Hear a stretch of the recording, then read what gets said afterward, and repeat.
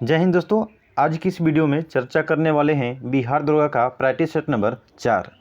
यदि आप भी बिहार दरोगा और बिहार एसएससी का तैयारी करना चाहते हैं तो आप हमारे चैनल से जुड़ सकते हैं और अपने तैयारी को बेहतर बना सकते हैं।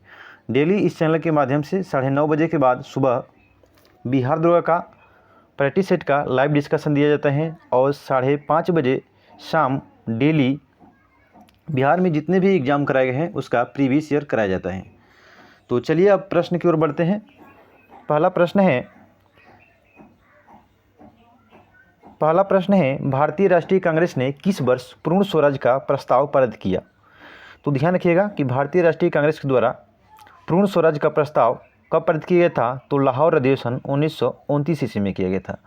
जिसके अध्यक्ष किसे बनाया गया था। तो पंडित जवाहरलाल नेहरू को बनाया गया था। ध्यान रखिएगा कहाँ पे तो हुआ था। तो 1929 में लाहौर में हुआ था। जिसकी अध्यक्षता किसने की थी। तो नेहरू ने की थी। इसके बाद ध्यान रखिएगा कि इसी अधिवेशन में यानी लाहौर अधिवेशन 1929 ईस्वी में ही 26 जनवरी 1930 को प्रथम स्वाधीनता दिवस के रूप में मनाने का निश्चय किया गया था। तो कहाँ पे तो लाहौर में किया गया था। इसके बाद नेक्स्ट क्वेश्चन देखते हैं। वर्ष 1919 भारतीय इतिहास से संबंधित है। तो 1919 भारतीय इतिहास से संबंधित है। इसका जो राइट आंसर होगा वो होगा जालियांवाला बाग त्रासदी। जालियांवाला बाग घटना कब हुआ था। तो 13 अप्रैल 1919 को हुआ था। ध्यान रखिएगा कि जालियांवाला बाग हत्याकांड कब हुआ था। तो 13 अप्रैल 1919 को हुआ था। इसके बाद है वंदे मातरम गीत के रचनाकार थे। तो वंदे मातरम गीत के रचनाकार कौन है। तो वो हैं बंकिम चंद्र चटर्जी। ध्यान रखिएगा ये कहाँ से लिया गए हैं। तो आनंद मठ से। ध्यान रखिएगा कि वंदे मातरम जो भारत के राष्ट्रीय गीत हैं इसके रचयिता कौन है। तो बंकिम चंद्र चटर्जी है। कहाँ से लिया गए हैं। तो आनंद मठ से लिए गए हैं। इसके बाद ध्यान रखिएगा कि जो भारत के राष्ट्रीय गीत वंदे मातरम है इसे गाने में कुल कितना समय लगता है। तो 65 सेकेंड का समय लगता है। इसके बाद है पाकिस्तान का अलग राज्य आंदोलन का नेतृत्व किसके द्वारा किया गया था। तो ध्यान रखिएगा कि पाकिस्तान का अलग राज्य आंदोलन का नेतृत्व किसके द्वारा किया गया था। तो वो किया गया था मोहम्मद अली जिन्ना के द्वारा किया गया था। ध्यान रखिएगा किसके द्वारा। तो मोहम्मद अली जिन्ना के द्वारा। इसके बाद ध्यान रखिएगा कि पाकिस्तान के प्रथम गवर्नर जनरल कौन थे। तो मोहम्मद अली जिन्ना थे। और पाकिस्तान के प्रथम पीएम कौन थे। प्रधानमंत्री तो लियाकत अली थे। कौन थे। तो लियाकत अली। ठीक है ध्यान रखिएगा। इसके बाद है भारतीय राष्ट्रीय कांग्रेस की स्थापना कब हुई थी। तो कब हुआ था। तो 1885 ईस्वी में हुआ था 28 दिसंबर। ठीक है 28 दिसंबर 1885 में हुआ था। किसके द्वारा किया गया था। तो A.O. ह्यूम के द्वारा किया गया था। ठीक है ध्यान रखिएगा। और इसकी पहले अध्यक्षता किसके द्वारा किया गया था। तो W.C. बनर्जी के द्वारा किया गया था। भारतीय राष्ट्रीय कांग्रेस के प्रथम अधिवेशन की अध्यक्षता किसके द्वारा किया गया था। तो W.C. बनर्जी के द्वारा किया गया था। इसके बाद है कौन से प्रसिद्ध भारतीय नेता सीमांत गांधी के रूप में जाने गए हैं। तो सीमांत गांधी के रूप में किसे जाना जाता है। तो वो जाना जाते हैं खान अब्दुल गफ्फार खां को। ध्यान रखिएगा कि सीमांत गांधी के नाम से किसे जाना जाता है। तो खान अब्दुल गफ्फार खान को। इसे फ्रंटियर गांधी भी। ध्यान रखिएगा कि फ्रंटियर गांधी किसे कहा जाता है। तो खान अब्दुल गफ्फार खान को। इसके बाद ध्यान रखिएगा कि भारत रत्न पाने वाले प्रथम विदेशी कौन थे। तो वो है खान अब्दुल गफ्फार खान। ध्यान रखिएगा कि भारत रत्न पाने वाले प्रथम विदेशी कौन है। तो खान अब्दुल गफ्फार खान है। इसके बाद है कि द्वितीय विश्व युद्ध के समय ब्रिटेन का प्रधानमंत्री कौन था।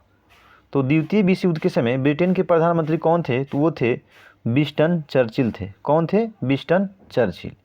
इसके बाद ध्यान रखिएगा कि जो द्वितीय विश्व युद्ध हुआ था उसकी शुरुआत कब हुआ था। तो 1939 से लेकर 1945 ईस्वी तक चला था। ध्यान रखिएगा 1 सितंबर 1939 को शुरू हुआ था और समाप्त कब हुआ था। तो 2 सितंबर 1945 को समाप्त हुआ था। इसके बाद ध्यान रखिएगा कि द्वितीय विश्व युद्ध के समय USA के यानी संयुक्त राज्य अमेरिका के राष्ट्रपति कौन थे। तो वो थे फ्रैंकलिन डी रूजवेल्ट। कौन थे। तो रूजवेल्ट। ठीक है ध्यान रखिएगा। इसके बाद है क्वेश्चन नंबर 8 देखते हैं। सिंध नदी किस नगर से होकर बहती है। तो ध्यान रखिएगा कि जो सिंध नदी है किस नगर से होकर बहती है। तो फ्रांस की राजधानी पेरिस से होकर बहती है। इसके बाद ध्यान रखिएगा कि जो लंदन है लंदन कौन सी नदी पे है। तो वो है टेम्स नदी पर। ठीक है ध्यान रखिएगा कि जो लंदन है किस नदी पर स्थित है। तो वो टेम्स नदी पर स्थित है। इसके बाद है गोबी मरुस्थल हैं। तो जो गोबी मरुस्थल है वो कहाँ पे हैं। तो वो है मंगोलिया में। इसमें जो आंसर होगा वो होगा चीन। तो ध्यान रखिएगा कि जो गोबी मरुस्थल कहाँ पे हो जाएगा इसका आंसर, तो हो जाएगा ऑप्शन के अनुसार ए हो जाएगा। तो जो गोबी मरुस्थल वो कहाँ पे हैं, तो मंगोलिया में है। ध्यान रखिएगा मंगोलिया। और मंगोलिया की कैपिटल कहाँ पे है, तो उलान बटोर। ठीक है, उलान बटोर। मंगोलिया की राजधानी कहाँ पे है, तो उलान बटोर है। इसके बाद है स्वेज नहर जोड़ती हैं। तो जो स्वेज नहर है ये किसको जोड़ते हैं, तो इसका जो राइट आंसर होगा ऑप्शन ए भूमध्य सागर और लाल सागर हो। ध्यान रखिएगा कि स्वेज नहर किसको जोड़ती हैं, तो भूमध्य सागर और लाल सागर को जोड़ता है। इसके बाद देखिए इसका जो निर्माण हुआ था 1869 ईस्वी में हुआ था। कब हुआ था, तो 1869 ईस्वी में। इसके बाद ध्यान रखिएगा कि जो स्वेज नहर है इसका जो लंबाई है लगभग में 168-69 किलोमीटर है। ठीक है, ध्यान रखिएगा 168 या 169 किलोमीटर है। तो स्वेज नहर किसको जोड़ता है, तो भूमध्य सागर और लाल सागर को जोड़ता है। इसके बाद है बिहार राज्य अवस्थित है निम्न देशांतरों के मध्य। तो देशांतर बताना है, तो चलिए देखते हैं। तो बिहार जो है किस देशांतर में स्थित है, तो पूर्वी देशांतर में। ध्यान रखिएगा बिहार जो है पूर्वी देशांतर में स्थित है। इसके बाद ध्यान रखिएगा जो बिहार है वो होगा लगभग में होगा, यहाँ पे ध्यान रखना है कि 84 डिग्री पूर्वी देशांतर से 88 डिग्री पूर्वी देशांतर के बीच स्थित है। तो ठीक है, ये सही होगा, आंसर ए हो जाएगा। यहाँ से कहें या कि 83 डिग्री 19 मिनट, 83 डिग्री 19 मिनट पूर्वी देशांतर से लेकर 88 डिग्री 17 मिनट पूर्वी देशांतर के बीच बिहार स्थित है। तो ध्यान रखिएगा कि जो बिहार है उसका देशांतरीय विस्तार किया है, तो वो है 83 डिग्री 19 मिनट से लेकर 88 डिग्री 17 मिनट के बीच ये स्थित है बिहार, जो पूर्वी देशांतर में। इसके बाद ध्यान रखिएगा कि जो बिहार है इसका अंशांशीय विस्तार कितना है, तो वो है 24 डिग्री 20 मिनट। 24 डिग्री 20 मिनट उत्तरी अंशांश से लेकर 24 डिग्री 20 मिनट उत्तरी अंशांश से लेकर 27 डिग्री 31 मिनट के बीच ये बिहार स्थित है। तो ध्यान रखिएगा कि जो बिहार है उसका अक्षांशीय विस्तार कितना है, तो 24 डिग्री 20 मिनट से लेकर 27 डिग्री 31 मिनट के बीच स्थित है। इसके बाद है देशांतरीय जो विस्तार है वो है 83 डिग्री 19 मिनट पूर्वी देशांतर से लेकर 88 डिग्री 17 मिनट पूर्वी देशांतर के बीच बिहार स्थित है।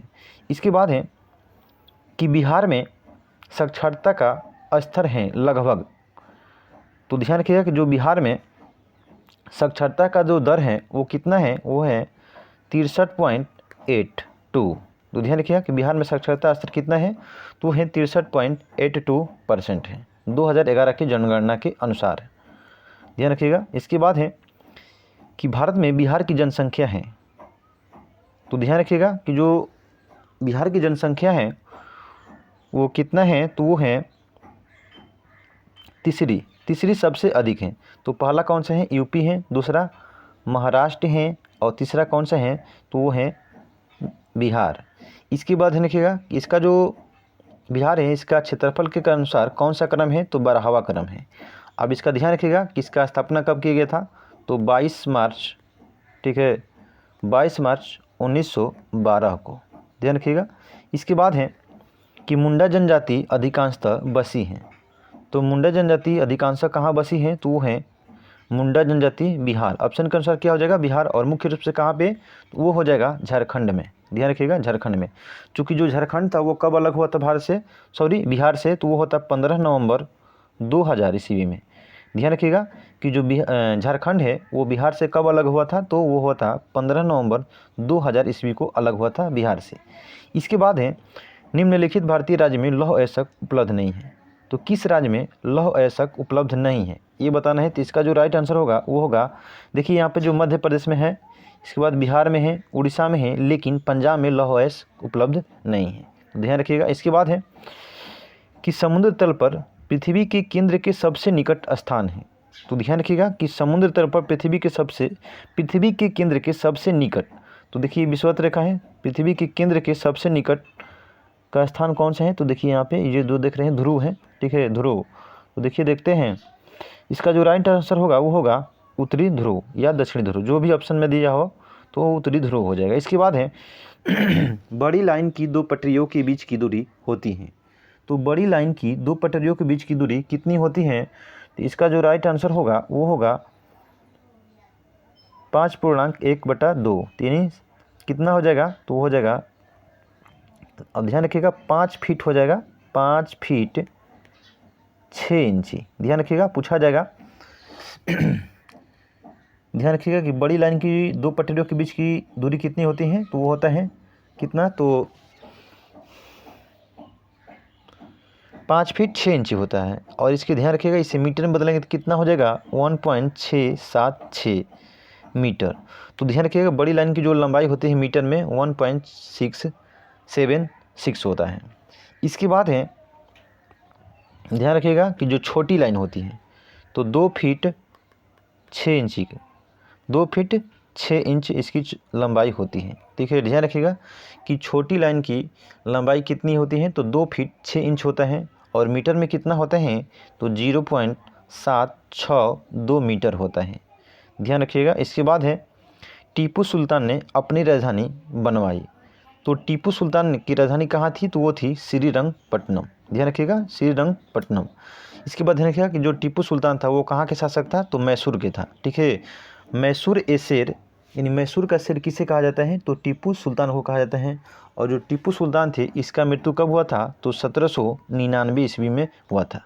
चतुर्थ आंग्ल मैसूर युद्ध में हुआ था। इसके बाद है कल्ला की गंधार शैली निम्न समय में फली फूली। तो ध्यान रखिएगा कि जो कला की जो है गंधार शैली, इसका जो सर्वाधिक विस्तार हुआ था वो किसके समय हुआ था, तो कुषाणों के समय हुआ था। ध्यान रखिएगा गंधार शैली का जो इसे बोलते हैं इंडो ग्रीक शैली। तो ध्यान रखिए इसका जो सर्वाधिक विकास हुआ था वो कुषाणों के समय हुआ था। ध्यान रखिएगा। इसके बाद रखिएगा कि महात्मा बुद्ध के प्रथम जो मूर्ति बनाई गई थी तो किस शैली में बनाई गई थी, तो वो बनाई गई थी गंधार शैली में। ध्यान रखिएगा कि भगवान महात्मा बुद्ध के प्रथम जो मूर्ति बनाई गई थी किस शैली में, तो गंधार शैली में बनाई गई थी। इसके बाद रखिएगा कि महात्मा बुद्ध के सर्वाधिक जो मूर्तियाँ हैं वो किस शैली में बनी हैं, तो वो हैं मथुरा शैली में। ठीक है, ध्यान रखिएगा मथुरा शैली। इसके बाद है ऑपरेशन ब्लैक बोर्ड सरकारी योजना है। तो ध्यान रखिएगा कि ऑपरेशन ब्लैक बोर्ड सरकारी योजना का संबंध किससे है, तो वो हैं वयस्कों को साक्षर बनाने के लिए प्रोत्साहित करने के लिए। तो ध्यान रखिएगा कि ऑपरेशन ब्लैक बोर्ड का संबंध किससे है, तो शिक्षा से है। ध्यान रखिएगा कि वयस्कों को साक्षर बनाने के लिए प्रोत्साहित करने के लिए। इसके बाद है 1990 का दादा साहेब फाल्के पुरस्कार दिया गया। तो ध्यान रखिएगा 1990 ईस्वी में दादा साहेब फाल्के पुरस्कार किसे दिया गया था, तो वो दिया गया था ए नागेश्वर राव को दिया गया था। अब ध्यान रखिएगा कि दादा साहेब फाल्के पुरस्कार की जो शुरुआत हुई थी कब हुई थी, तो 1969 ईस्वी में हुई थी। ये भारत का सबसे बड़ा फिल्म क्षेत्र में दिए जाने वाला पुरस्कार है। और इसे कौन देता है, इसकी जो गठन किया गया था किसके द्वारा, तो सूचना एवं प्रसारण मंत्रालय। ध्यान रखिएगा सूचना एवं प्रसारण मंत्रालय के द्वारा ये दिए जाते हैं दादा साहेब फाल्के पुरस्कार। इसके बाद है चिपको आंदोलन है। तो चिपको आंदोलन जो हुआ था किस लिए हुआ था, तो वो हुआ था बी होगा इसका राइट आंसर, वृक्षों को बचाने के लिए आंदोलन किया गया था। इसके बाद ने क्या, इसकी नेतृत्वकर्ता कौन थे, तो सुंदरलाल बहुगुणा। चिपको आंदोलन के जनक किसे कहते हैं, तो चिपको आंदोलन के जनक किसे माना जाता है, तो सुंदरलाल बहुगुणा के माना जाता है। इसके बाद है क्वेश्चन नंबर एस्परांटो क्या है।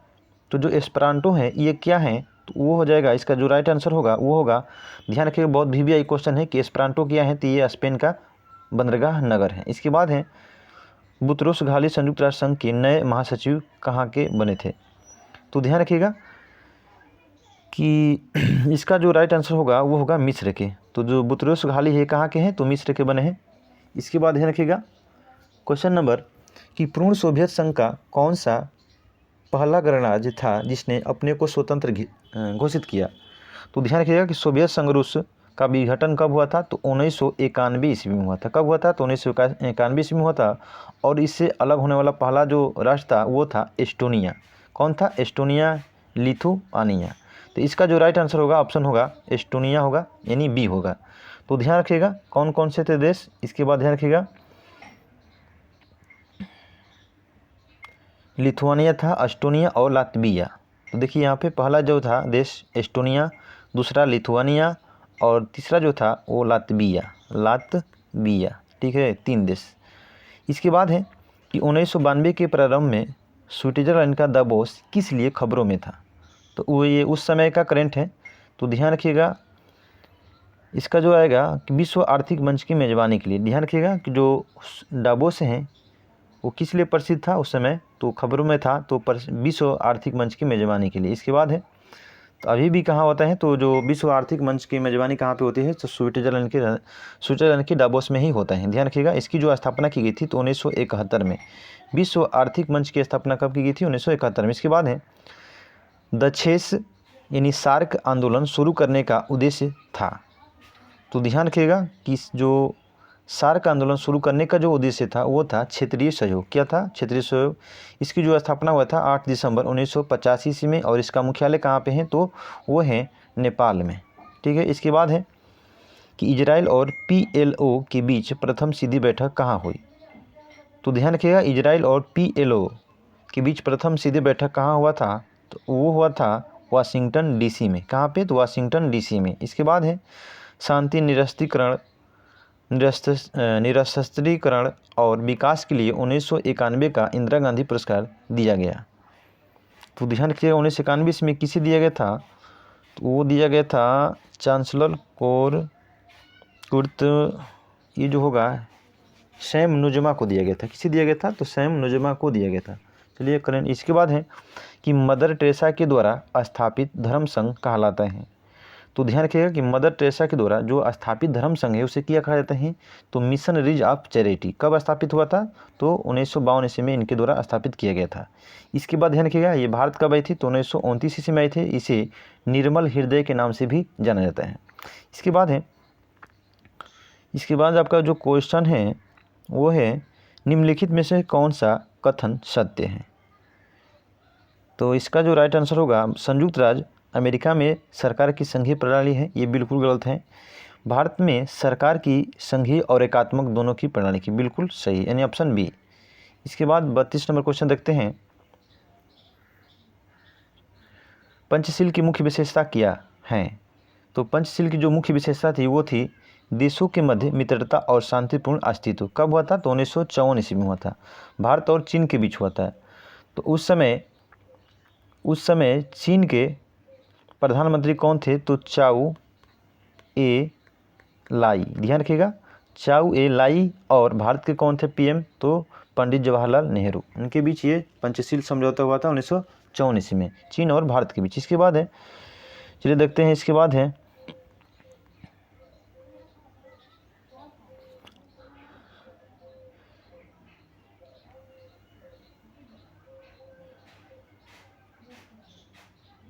चलिए देखते हैं क्वेश्चन नंबर। देखिए यहाँ पे जो पंजाब विधानसभा है उसका हाल ही में चुनाव हुआ है 2022 में।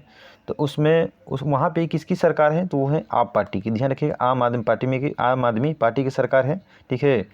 तो जो आम आदमी पार्टी है उसके द्वारा कितनी सीटें जीती गई हैं, तो 92 सीटें जीती गई हैं। ठीक है। और ध्यान रखिएगा कि पंजाब में विधानसभा की सीटें कितनी हैं, तो 117 है। चलिए इसके बाद देखते हैं कि बिछेंद्री पाल निम्न क्षेत्र में एक सुपरिचित नाम है। तो ध्यान रखिएगा बिछेंद्री पाल का संबंध किससे है, तो वो है पर्वतारोहण से। ठीक है। और ध्यान रखिएगा कि माउंट एवरेस्ट पर पहुंचने वाली प्रथम भारतीय महिला कौन थी, तो बिछेंद्री पाल कब गई थी, तो 1984 ईस्वी में गई थी। इसके बाद है पाश्चुराइजेशन एक प्रक्रिया है जिसमें दूध को पहले बहुत देर तक गर्म किया जाता है और एक निश्चित समय में अचानक ठंडा कर लिया जाता है, ये पाश्चुराइजेशन। इसकी खोज किसने किया था, तो लुई पाश्चर के द्वारा किया गया था, लुई पाश्चर। इसके बाद है एम्फीबिया बताता है। तो एम्फीबिया बताता है क्या, इसका जो राइट आंसर होगा एम्फीबिया। ठीक है। जल एवं स्थल दोनों पर ही रह सकने वाले पशु को। तो ध्यान रखिएगा एम्फीबिया उसे कहते हैं जो जल और स्थल दोनों पर जीव रहते हैं, वो क्या कहलाता है, तो एम्फीबिया कहलाता है। इसके बाद क्वेश्चन नंबर 40 है। क्वेश्चन नंबर 40 है कि मलेरिया के संबंध में कौन सा कथन सत्य नहीं है। तो इसका जो राइट आंसर होगा, चलिए देखते हैं पहले कौन कौन से हैं। यह परोपजीवी कीट द्वारा पैदा की जाने वाली बीमारी है, ये बिल्कुल गलत है। ठीक है। ये देखिए यहाँ पर देखते हैं यह मच्छरों द्वारा फैलाए जाते हैं, बिल्कुल सही है, ये बात है। इसके बाद है दलदली क्षेत्रों में अधिकतर होते हैं, इसके इलाज में क्लोरोक्विन का उपयोग किया जाता है, बिल्कुल सही है। इन तीनों सही है, लेकिन ये जो है ये गलत है। ठीक है। ध्यान रखिएगा ये क्या है, तो गलत है। ध्यान रखिएगा कि ये जो फैलाया जाता है प्लाज्मोडियम नामक परजीवी के द्वारा, प्लाज्मोडियम नामक परजीवी के द्वारा फैलाया जाता है। इसके बाद है कि पृथ्वी तक पहुंचने के लिए सूर्य से चला प्रकाश समय लेता है लगभग, तो लगभग हो जाएगा इसका 8 मिनट। ध्यान रखिएगा 8 मिनट 16.6 सेकेंड का समय लगता है। ठीक है, तो ध्यान रखिएगा कि पृथ्वी तक सूर्य के प्रकाश पहुंचने में कितना समय लगता है, तो 8 मिनट 16.6 सेकेंड का समय लगता है। ठीक है, यानी कह सकते हैं, और ध्यान रखिएगा ऐसे कह सकते हैं कि 8 मिनट 20 सेकेंड का समय लगता है। ठीक है, तो ध्यान रखिएगा कि इसे सेकंड में बदलेंगे तो कितना हो जाएगा, तो 500 सेकंड। ध्यान रखिएगा कि सूर्य के प्रकाश को पृथ्वी तक पहुंचने में कितना समय लगता है सेकंड में, तो 500 सेकंड लगता है। इसके बाद है स्टेनलेस स्टील मिश्र धातु है। जो स्टेनलेस स्टील है वो किसका मिश्र धातु है, वो है लोहा क्रोमियम का ये मिश्र धातु है। और साथ रखिएगा निकेल भी, तो लोहा निकेल और क्रोमियम का मिश्र धातु है कौन सा, तो स्टेनलेस स्टील है। इसके बाद है भौतिक परिवर्तन का एक उदाहरण है। तो ध्यान रखिएगा कि भौतिक परिवर्तन का एक उदाहरण कौन सा है, वो है, चलिए देखते हैं कि हवा में चांदी के बर्तन का काला होना। तो हवा में चांदी के बर्तन का काला होना ये तो रासायनिक परिवर्तन है, ये नहीं होगा। इसके बाद मोमबत्ती का जलना, ये भी नहीं होगा। दूध से दही का बनना, ये भी नहीं होगा। लेकिन पानी में चीनी का घुलना, ये क्या है, तो भौतिक परिवर्तन है। यानी इस चीनी को फिर पानी में बदला, तो क्या है इसका जो, हाँ ठीक है, चीनी को पानी में चीनी का घुलना। ठीक है, तो इसका जो राइट आंसर हो जाएगा ऑप्शन डी होगा। इसके बाद है तब कोई प्रतिक्रिया नहीं होती है जब भाप गुजरती है ऊपर से। तो इसका जो राइट आंसर होगा, देखिए यहाँ पे क्वेश्चन क्या है कि तब कोई प्रतिक्रिया नहीं होती है जब भाप गुजरती है ऊपर से। यानी कहने का मतलब है कि ये प्रतिक्रिया कब नहीं होती है, जब भाप गुजरती हैं, यानी किस तत्व के ऊपर से, तो जब एल्युमिनियम के साथ जब भाप गुजरेगी तो कोई भी प्रतिक्रिया नहीं होती है। इसके बाद है वैज्ञानिक इवान पावलोव किस क्षेत्र में अपने कार्यों के लिए जाने जाते हैं। तो इसका जो राइट आंसर होगा वो है प्रायोगिक मनोविज्ञान में। ध्यान रखिएगा कि इवान पावलोव का संबंध किस क्षेत्र से है, तो प्रायोगिक मनोविज्ञान से संबंधित है। इसके बाद है निकोलस कॉपरनिकस प्रसिद्ध है। तो ध्यान रखिएगा कि निकोलस जो कॉपरनिकस हैं वो किस लिए प्रसिद्ध हैं, तो वो हैं दूरबीन के आविष्कार के लिए। ये गलत है, यह बताने के लिए कि ग्रह सूर्य के चारों ओर चक्कर लगाते हैं, न कि पृथ्वी की ओर। ध्यान रखिएगा कि यह बताने के लिए प्रसिद्ध है कि ग्रह सूर्य के चारों ओर चक्कर लगाते हैं, न कि पृथ्वी के। बिल्कुल सही है। किसके द्वारा कहा गया था, तो निकोलस कॉपरनिकस के। इसके बाद है कि जंतर मंतर का निर्माण किया था। तो जंतर मंतर का निर्माण किसके द्वारा किया गया था, तो वो किया गया था महाराजा जयसिंह के द्वारा। इसके बाद है कि सबसे अधिक तेल निर्यातक देश कौन सा है। तो सबसे अधिक जो तेल निर्यातक देश है वो हो जाएगा सऊदी अरब। ठीक है, इसके बाद आपका क्वेश्चन है, चलिए यहाँ पर देखते हैं, भारत सरकार के राजस्व का प्रधान स्रोत हैं। तो भारत सरकार का जो राजस्व के प्रधान जो स्रोत हैं वो कौन से हैं, तो प्रत्यक्ष कर यानी डायरेक्ट कर। तो चलिए देखते हैं कौन कौन से डायरेक्ट कर हैं। जैसे हो गया आयकर हो गया, इसके बाद आयकर, निगम कर, संपत्ति कर। कौन सा है, तो आयकर, निगम कर, संपत्ति कर हो गया। इसके बाद है उपहार कर। ठीक है, ये सभी क्या है, तो डायरेक्ट कर है। किसके द्वारा लगाए जाते हैं, तो केंद्र सरकार के द्वारा लगाए जाते हैं। तो चलिए दोस्तों, यदि वीडियो पसंद आए तो चैनल को सब्सक्राइब और वीडियो को लाइक जरूर करिएगा, और साथ साथ में कमेंट करके बताइएगा कि क्लास कैसा लगा। तो ठीक है, देखने के लिए थैंक्स फॉर वॉचिंग।